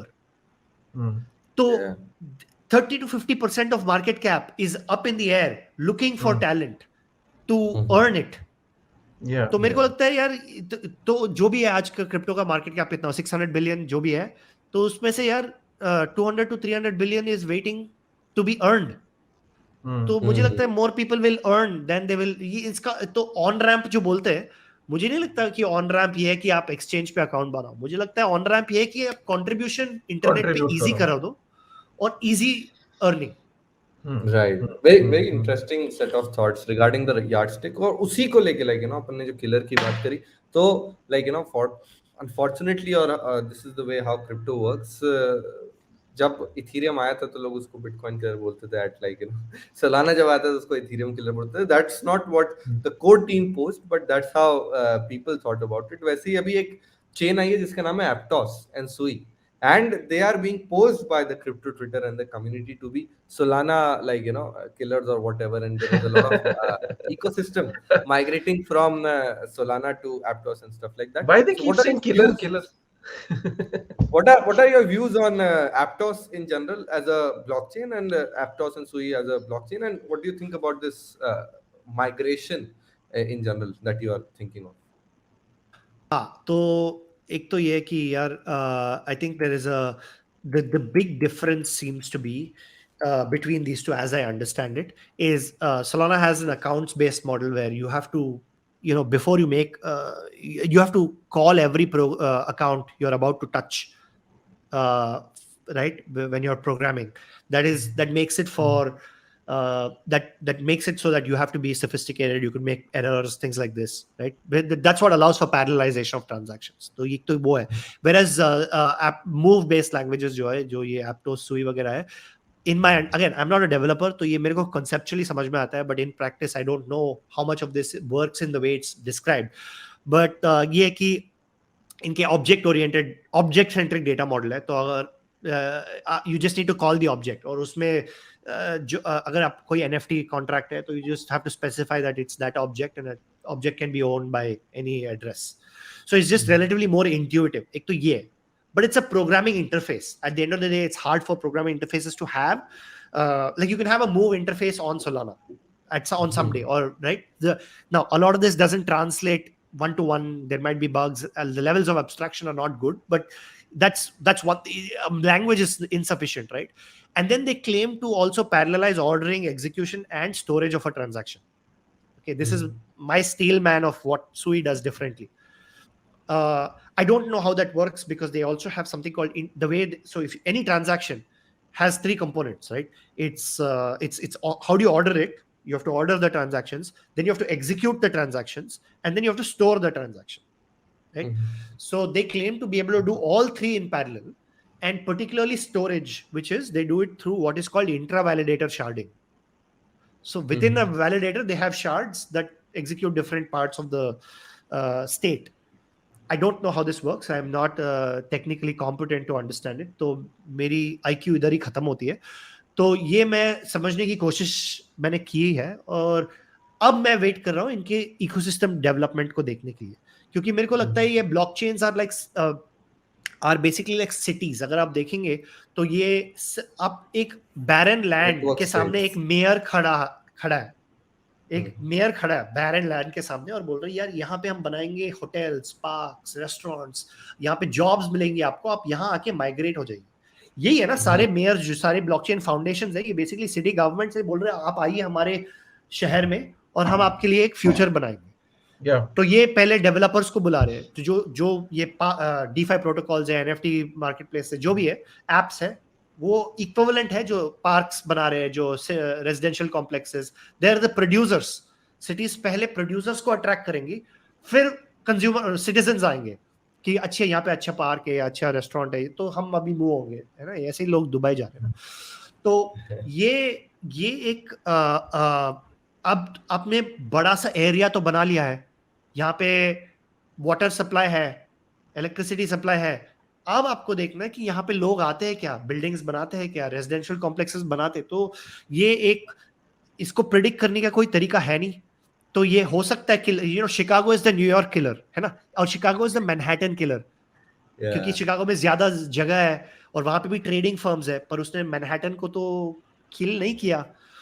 तो पता नहीं यार, ये बहुत ही path dependent है. और मुझे लगता है कि जो ब्लॉक स्पेस है उसका अबंडेंस अच्छा है, और ये कंपेटिटिव डायनामिक मेंटेन, ये कंपटीशन सबको थोड़ा आगे पुश करेगा यार, ये आइडियोलॉजी से प्रोडक्ट तक. तो very interesting set of thoughts. ये मतलब like जो आपका outlier statement है, which will be understood by everybody, is बहुत अच्छी analogy दी है. Chicago is not a Manhattan killer. Both of them are relevant in their own thing. Similarly, one particular network state or one particular city cannot be a killer to another one. They can always coexist with their good nuances. However, कुछ barren land ही रह जाएंगे, तो वहां पे land खरीदने का कोई मतलब नहीं है. So you have to be very careful while choosing the right one. Exactly. That's right. Correct. अभी एक सोलाना मोबाइल, काशिफ भाई भी काफी इंटरेस्टेड है. हम we keep talking to Polygon and related people about the mobile world of Web3, right? And that's how mass adoption can happen. And Polygon is one such organization जो mobiles to directly नहीं बना रहा है, because as per them there is a distribution pipeline and supply chain that needs to be handled over there, and they don't have the expertise to do that.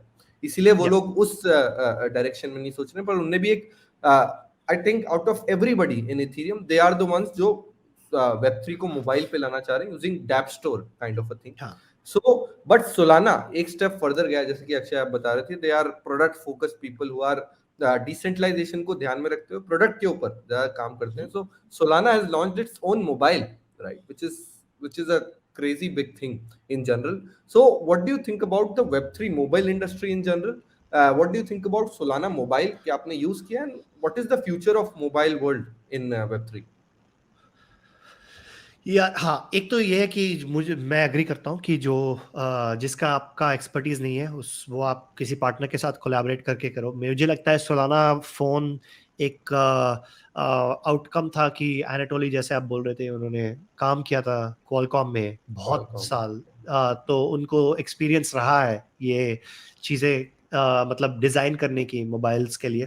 तो एक तो वो है. तो दूसरा ये कि मुझे लगता है कि जो ये आप सोलाना मोबाइल का बेट अगर आप देखें तो उसको बेस्ट तरीका समझने के लिए ये है कि वो एक अपग्रेडेड हार्डवेयर वॉलेट है। दैट्स द तो मैंने एक थ्रेड लिखा है इस पे, अगर आप दिखाना चाहते हो तो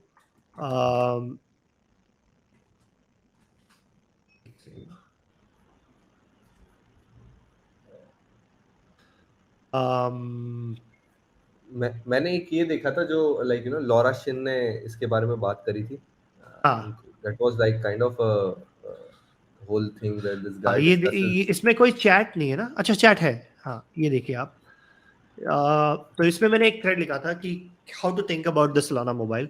एक तो ये है कि आपको मिला चैट में? हाँ, तो एक तो ये है कि it's an upgraded hardware wallet, ठीक है। Start by thinking of it like that कि अगर आपको हर फोन में एक सिक्योर एलिमेंट होना चाहिए, क्योंकि अल्टीमेटली अगर आपको क्रिप्टो का मोबाइल मोमेंट होना चाहिए तो एक तो आपको सेल्फ कस्टडी सीमलेस और इजी बनाना पड़ेगा, ठीक है। नहीं तो हम ये हार्डवेयर वॉलेट की दुनिया से हमें निकलना पड़ेगा। तो उसके लिए क्या है, अगर आप देखेंगे जो हार्डवेयर हम ऑलरेडी यूज करते हैं, जो सबके पास है, वो है मोबाइल फोन। अगर उस मोबाइल फोन में अगर आप हार्डवेयर वॉलेट अटैच कर दे ताकि the rest of the phone operating system can not interact with this. अगर आप लेडजर या ट्रेजर कनेक्ट करते हैं अपने कंप्यूटर पे, जो प्राइवेट कीज है वो उस लेडजर या ट्रेजर डिवाइस से बाहर निकलता नहीं है जब आप कनेक्ट करते हैं। सिमिलरली वो लेडजर या ट्रेजर टाइप डिवाइस आपके फोन पे हो सकता है, उसको एप्पल बुलाती है सिक्योर एलिमेंट, पर वो प्रोग्रामेबल नहीं है आज। वो ऑलरेडी है आपके हार्डवेयर में, ऑलरेडी है, इसमें है, पर आप यूज नहीं कर सकते। आप उसको डेवलपर्स उसको टैप नहीं कर सकते क्योंकि वो आज प्रोग्रामेबल नहीं है। वहां पे आपकी एनक्रिप्टेड कीज वगैरह स्टोर करती है एप्पल आज, जो पासवर्ड्स वगैरह है ना।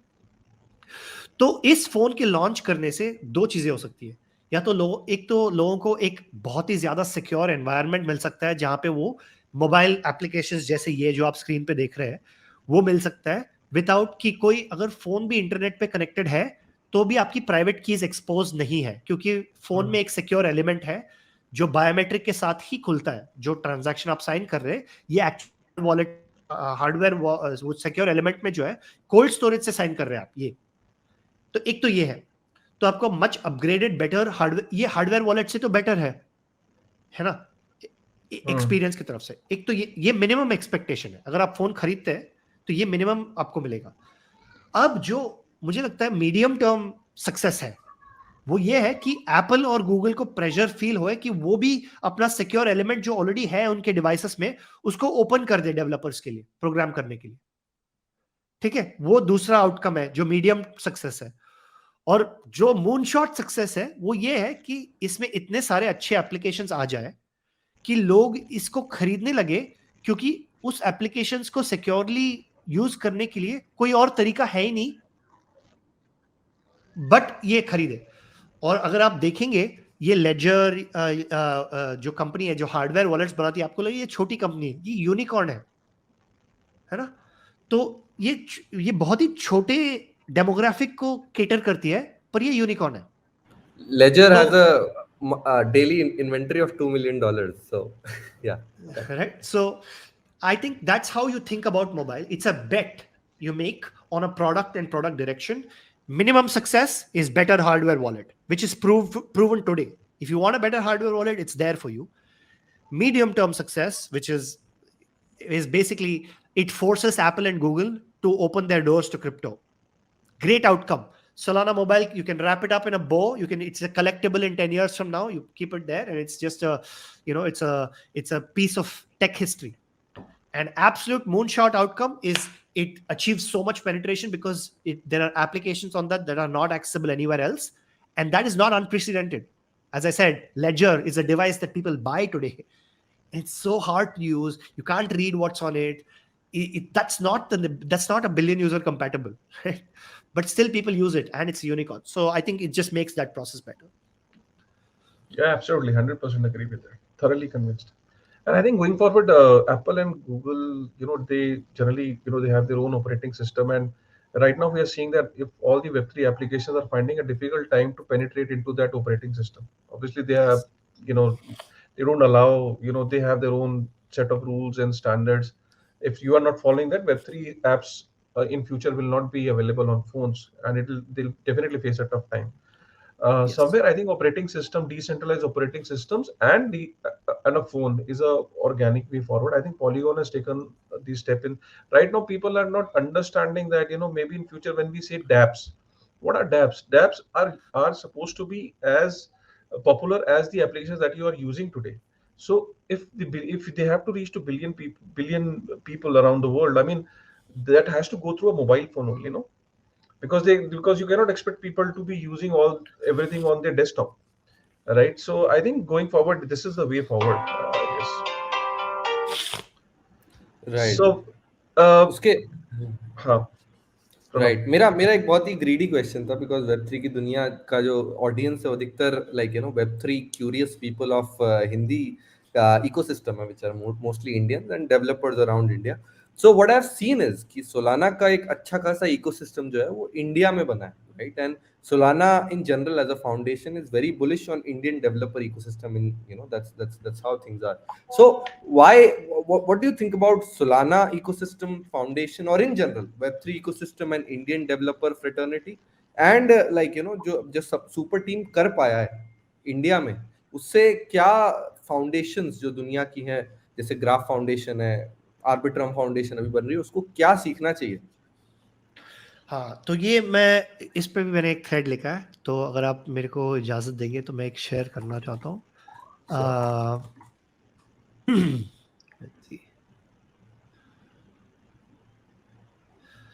हाँ, एक तो इंडिया का बुलिशनेस आता है कि ये हमें दिख गया था. मुझे जब मैंने और तन्मय ने पॉडकास्ट स्टार्ट किया, हमें एक डायरेक्शन हमने सेट किया था कि यार इंडिया के इंजीनियरिंग टैलेंट को अगर कोई कर सकता है ऐसे डेवलपर इकोसिस्टम, वो है इंडिया का इंजीनियरिंग टैलेंट.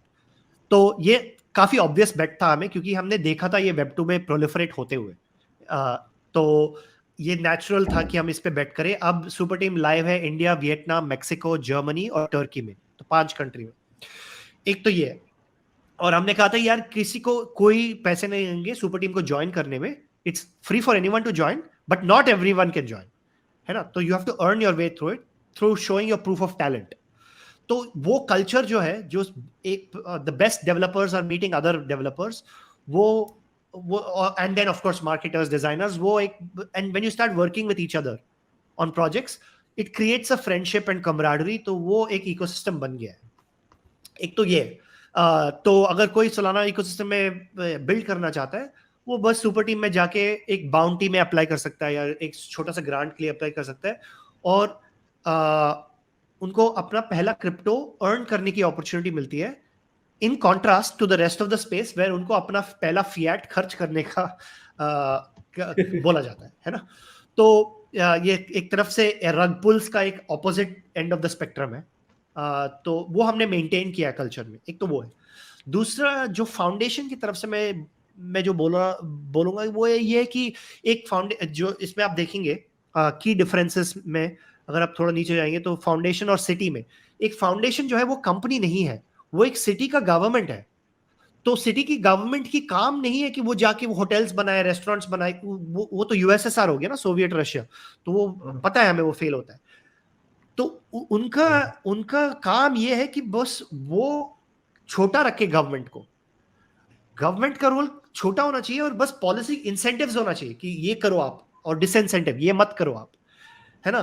तो अगर companies generate profit, cities generate economies, companies acquire users, cities acquire producers, companies build products, cities support builders, है ना? तो ये की डिफरेंसेस है जो फाउंडेशन की फिलॉसफी में मुझे लगता है सोलाना फाउंडेशन की फिलॉसफी में बहुत ही ज्यादा इनग्रेन्ड है कि फाउंडेशन लेस रेलेवेंट होना है टाइम के साथ, मोर रेलेवेंट नहीं. कि जैसे ये इकोसिस्टम बड़े, हमें अपने जो फाउंडेशन के जो विन्स है वो दूसरों को दे दे. जो फाउंडेशन कर रहा है आज, वो 3 साल में कम्युनिटी को करना चाहिए. अगर फाउंडेशन आज भी वही काम कर रहा है, 3 साल के बाद वही काम कर रहा है जो आज फाउंडेशन कर रहा है, तो वो मतलब फेलियर है. तो ये फिलॉसफी जो है, जो मतलब जो फाउंडेशन की रोल मिनिमाइज करे ओवर टाइम, वो काफी इंपॉर्टेंट फिलोसॉफिकल ग्राउंडिंग है, क्योंकि बहुत सारे फाउंडेशंस ऐसे चलाए जाते हैं जैसे वो प्राइवेट कंपनीज है। तो एक कोई हेड होता है, एक हेड ऑफ डेवलपर इकोसिस्टम या हेड ऑफ मार्केटिंग, और उनके सिर्फ और सारे अप्रूवल्स लेने होते हैं उनके। ये जो कम्युनिटी और फाउंडेशन का सेपरेशन है, वो मेरे ख्याल से अकेलीज हील है बहुत सारे फाउंडेशंस में। तो मैं कहूंगा कि बहुत सारे, ये आप देखेंगे, इस पे आप क्लिक कीजिए, यहाँ मेरे को लगता है बहुत ही ज्यादा promising technology is killed by the foundations themselves. और ये मेरे को जो ऑर्गेनाइजेशनल सेटअप है फाउंडेशन का, बहुत ही क्रिटिकल और अर्ली डेज में इंपॉर्टेंट रोल है मेरे ख्याल से। तो ये आप देखेंगे, जो मैंने इस स्लाइड में बताने की कोशिश की है, आज सालाना, ये 2 साल पहले था या 1 साल पहले था, जो आज सालाना फाउंडेशन का जो रोल है वो शायद कम्युनिटी से ज्यादा है, क्योंकि बहुत सारी चीजें कर रही है। वैलिडेटर क्लाइंट को फंड कर रहा है जंप के साथ वगैरह वगैरह, राइट। वैलिडेटर्स को इंसेंटिवाइज कर रही है नेटवर्क पे आने के लिए, हैकाथॉन्स ऑर्गेनाइज कर रही है, एक्सेट्रा। और कम्युनिटी का रोल काफी छोटा है। पर फ्यूचर में वो सालाना फाउंडेशन का रोल काफी कम होना चाहिए, और जो ये हैकाथॉन्स हो रही है वो कम्युनिटी को ऑर्गेनाइज करना चाहिए। जो ये वैलिडेटर क्लाइंट है वो किसी और को बिल्ड करना चाहिए, right, without any commercial relationship. और ऐसी इंडिपेंडेंट कम्युनिटी इनिशिएटिव्स फाउंडेशंस को सिर्फ सपोर्ट करना चाहिए, और एक छोटा सा क्रॉस ओवर होना चाहिए जो आप वो बीच में देख रहे हैं। मेरे ख्याल से सुपर टीम का एफर्ट ये है कि वो कम्युनिटी के जो इनिशिएटिव्स है और सालाना फाउंडेशन के इनिशिएटिव्स है, वो उस पर्पल जो आप ओवरलैप देख रहे हैं उसको हम ला सके। तो ये है फिलॉसफी फाउंडेशन की, जो मुझे लगता है बहुत लोग बात नहीं करते, क्योंकि क्रिप्टो में इतना एक्सपोजर नहीं है कि फाउंडेशंस कैसे काम करते हैं जो क्रिप्टो ट्विटर में। बट मेरे ख्याल से ये एक बहुत ही ये तभी पॉसिबल है जब आपके फाउंडर्स अपने ईगो को चेक में रख सके, अपने, ये बहुत ही ह्यूमन लेवल पे हो जाता ना ये आउटकम। तो राइट, तो अगर मुझे पूछना हो कि about subtraction, just like just completing that, कि आपने जो ऐड किया अबाउट सोलाना फाउंडेशन तभी सक्सेसफुल होता है जब लोग उसको टेक ओवर कर लें। और इथेरियम फाउंडेशन का भी similar philosophy, and I think you also principle of subtraction, I have posted about this as in the same thread. मैंने क्रेडिट किया इथेरियम को कि उनका एक सिमिलर फिलॉसफी है। तो अगर अभी हम देखें तो हम कहां पे हैं? We are in the middle of some that thing जो वो गोल हम अचीव करना चाह रहे हैं। हाँ, मुझे लगता है कि ये एक नेवर एंडिंग प्रोसेस है। ये प्रोसेस तब खत्म होता है जब सोलाना फाउंडेशन रहेगा नहीं, right. There is no Solana foundation, it's shut down, right. That is when I think it ends. And but अगर आप देखेंगे, the best way to measure this is ecosystem health. एक मेसारी का report है, अगर कोई इंटरेस्टेड है deep dive करने के लिए, मैं सजेस्ट करूंगा कि आपके व्यूअर्स जो है वो रिपोर्ट जाके पढ़े कि क्या क्या डेवलपमेंट्स हो रही है और क्या क्या यूनिक एप्लीकेशंस हो रही है जो सिर्फ सोलाना पे पॉसिबल है। मेरे ख्याल से अगर ये इकोसिस्टम ग्रो होएगा और हम नेक्स्ट साइकिल के थ्रू एंड्योर करेगा, वो इसीलिए होगा क्योंकि लोगों ने एप्स बिल्ड किया जो सिर्फ सोलाना पे पॉसिबल है। And that is why Manhattan will always be different from Chicago, ये जो उस एग्जांपल में, क्योंकि वो कुछ चीजें पॉसिबल है जो सिर्फ सोलाना पे पॉसिबल है। जैसे कि ड्रिप हाउस मैंने बोला था आपको। एक और कैटेगरी है जो डीप इन है, जो मैं आपको एनकरेज करूँ, इस पे सेपरेट डीप डाइव मुझे लगता है अच्छा होगा अगर आप करेंगे, क्योंकि डीप इन जो डिसेंट्रलाइज्ड फिजिकल इंफ्रास्ट्रक्चर नेटवर्क्स, ये मेरे ख्याल से, और मैं कहूंगा कि bitcoin was the original deep in network. इसका मतलब क्या है कि आप जो भी कंट्रीब्यूट करे फिजिकल इंफ्रास्ट्रक्चर रियल वर्ल्ड में, उनको टोकन्स मिलते हैं। तो ओरिजिनल डीप इन नेटवर्क तो बिटकॉइन था, जिन्होंने माइनिंग इक्विपमेंट कंट्रीब्यूट किया और उनको बीटीसी मिला। अब मैं आपको 2 और एग्जांपल दे सकता हूं। एक तो ये है कि डिसेंट्रलाइज्ड गूगल स्ट्रीट व्यू, ये है एक प्रोजेक्ट हाइव मैपर करके है। उसमें आप अपना एक डैशबोर्ड कैमरा लगा सकते हैं अपने गाड़ी में, और वो गाड़ी आप चला सकते हो जैसे आप रेगुलरली चलाते हैं, और वो मैप करता है, ठीक है।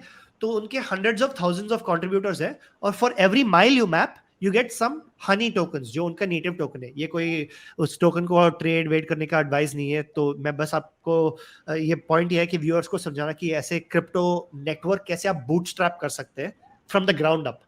तो वो उनको टोकन्स रिवॉर्ड्स में मिलते हैं, तो they are earning their first crypto. काफी ऐसे लोग हैं, इसके यूजर्स हैं जिन्होंने क्रिप्टो खरीदा नहीं, बट इन्होंने सिर्फ डैशबोर्ड लगा के उसको रोड्स को मैप किया और इन्होंने अपना पहला क्रिप्टो अर्न किया है।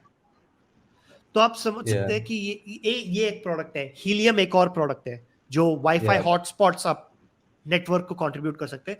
तो ये मेरे ख्याल से बहुत ही इंटरेस्टिंग एरिया है जो सस्टेनेबल क्रिप्टो इकोनॉमिक्स है, जो क्योंकि वहां पे जो ये टोकन्स अर्न कर रहे हैं उसका डिमांड साइड क्या है, एंटरप्राइजेस है जो गूगल स्ट्रीट व्यू यूज करना नहीं चाहते, पर वो ये इनका टोकन खरीद के वो मैप्स का एपीआई कॉल बुला सकते हैं। तो वो सस्टेनेबल हो गया ना इकोनॉमी। तो ये ऐसी इंटरेस्टिंग चीजें मुझे, जो मैं जो वेब 2 की दुनिया से आता हूँ, तो मुझे अट्रैक्टिव लगता है कि ऐसे प्रोडक्ट्स है जो यूज कर सकते हैं। Only on Solana meme बहुत एक famous है, and like you know that's what I wanted to tell कि Solana is trying to break out of the traditional Web3 DeFi Ethereum use case, and Hive Mapper, Helium are such great examples जिससे distributed peer to peer जो networks हैं उसके असली applications हमें like you know देखने को मिल सकते हैं।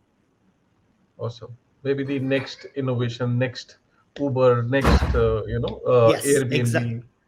Those kind of applications can be. I think it's a great, you summed up pretty well, Pranav, because हम generally जो बाकी blockchains हैं उनको वही DeFi को disrupt करते हुए, NFTs को disrupt करते हुए ही सुनते हैं, but I think यहाँ पे ये Helium और ये खासकर ये जो Hive Mapper था, this is fantastic. Maybe the future of Google Earth, future of those applications that we see today are going to be built on, maybe, I have not seen any blockchain boasting about that. I have seen most blockchains are way too focused on NFTs and DeFi. I think this is one area where it was lacking. And TVL, everybody is like TVL, everybody is talking about TVL, but I think this opportunity where he is absolutely right, contribute and earn. Don't maybe you need to come out of that mindset of putting money and then getting tokens. Yeah, that is obvious, that is okay, that most people will do that only, but you cannot complain in future that I didn't had an opportunity, only Akshay BD had an opportunity. Sorry, you can't say that only Pranav had an opportunity because he was a developer. Only Akshay BD had an opportunity because ex Uber or sahi timing usne kar li and he was lucky. No one is lucky. Everybody is what they're doing right now.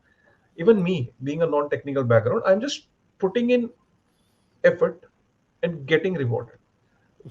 So you are putting in money and getting tokens. The only difference between people who are maybe doing very well and people who are doing average is basically they're putting more effort. They're more talent, they're more time. And suppose if you are saying कि यार मेरे पास तो talent नहीं है, भाई सीखो. Nobody's stopping you to do that. So ये बहुत important है. Thank you very much, Akshay, to give this perspective. I think it's already 1 hour and 25 minutes of deep conversation, and I can continue with the same feeling even for next half an hour and 1 hour. But thank you very much. But this is one thing is sure, Akshay, that you will be frequent now on our channel, and I've proven my Hindi speaking skills also. Yeah, and your Hindi speaking skills are even better than most of the people. I was not expecting this. People will love this conversation. For the first time, they'll listen to Akshay in Hindi. I think on internet, I don't think so that there is such a podcast of yours in a long format, that too in Hindi. And 90% was Hindi, by the way. So congratulations. And I think from here मैंने ये realize किया कि अक्षय का होना जरूरी है channel पे frequently. And चाहे वो छोटे टाइम के लिए क्या करेंगे, but ऐसे बहुत सारे टॉपिक्स होते हैं जहाँ पे your perspective will really help. Absolutely happy to be there. मुझे जैसा कि काशिफ भाई बोल रहे थे कि सोलाना के अंदर इतना कुछ हो रहा है जो हम मिस कर रहे हैं, जैसे NFT इकोसिस्टम इतना ज्यादा ग्रो कर रहा है, mad lads and what not, ये जो do and earn and those kind of thing, उसको बहुत डिटेल में और डेप्थ में कवर करना है. So we will bring this perspective to the channel and to the community and to the audience, and and no better than Akshay and the team around Akshay to get that to the people around Indian subcontinent. Thank you very much.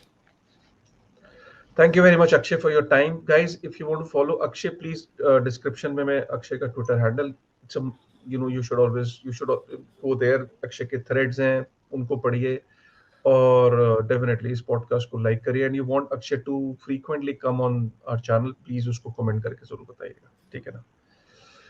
चलिए, thank you very much, Akshay. All right, thank you very much. Thank you very much.